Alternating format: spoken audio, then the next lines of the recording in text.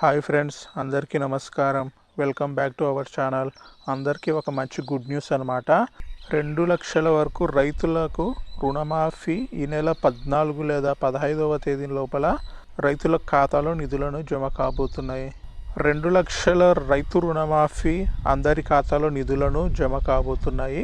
ఎప్పుడు ఏ విధంగా జమ కాబోతున్నాయో పూర్తి సమాచారాన్ని ఈ వీడియోలో తెలియజేస్తాను.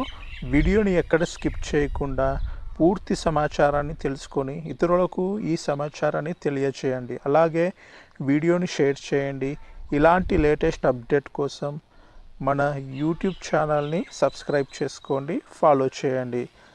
అయితే 2 లక్షల రైతు రుణమాఫీకి సంబంధించిన రాష్ట్ర ప్రభుత్వం అనేది తేదీలను ప్రకటించింది. దీనికి రేషన్ కార్డ్ అవసరం లేదని, రుణం తీసుకున్న ప్రతి ఒక్క రైతు ఖాతాలో ఈ నెల ఆగస్టు 15 లోపల మనకు జమ కావడం అయితే జరుగుతుంది.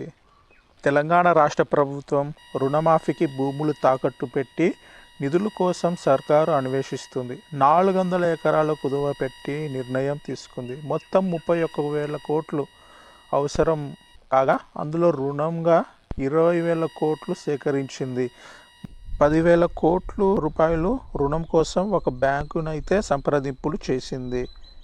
ఈ నెల 15 లోపల 3వ విడతగా ప్రతి రైతుకు రుణం తీసుకున్న ప్రతి రైతుకు 2 లక్షల రూపాయలు ప్రభుత్వం అనేది మాఫీ అయితే చేయడం జరుగుతుంది.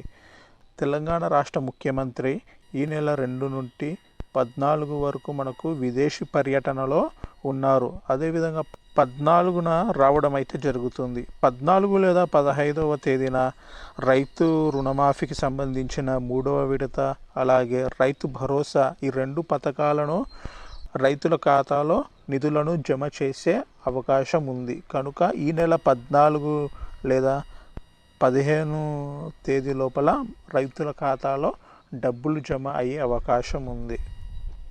రుణమాఫీ అయిన ప్రతి రైతు మళ్ళీ తిరిగి రైతులు రుణం తీసుకునే లబ్ధి పొందొచ్చని ప్రభుత్వం అయితే స్పష్టం చేసింది. ఇది ఫ్రెండ్స్ ఇవాల్టి latest news.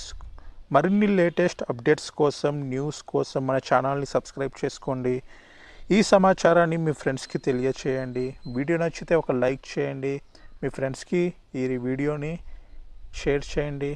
Thank you friends.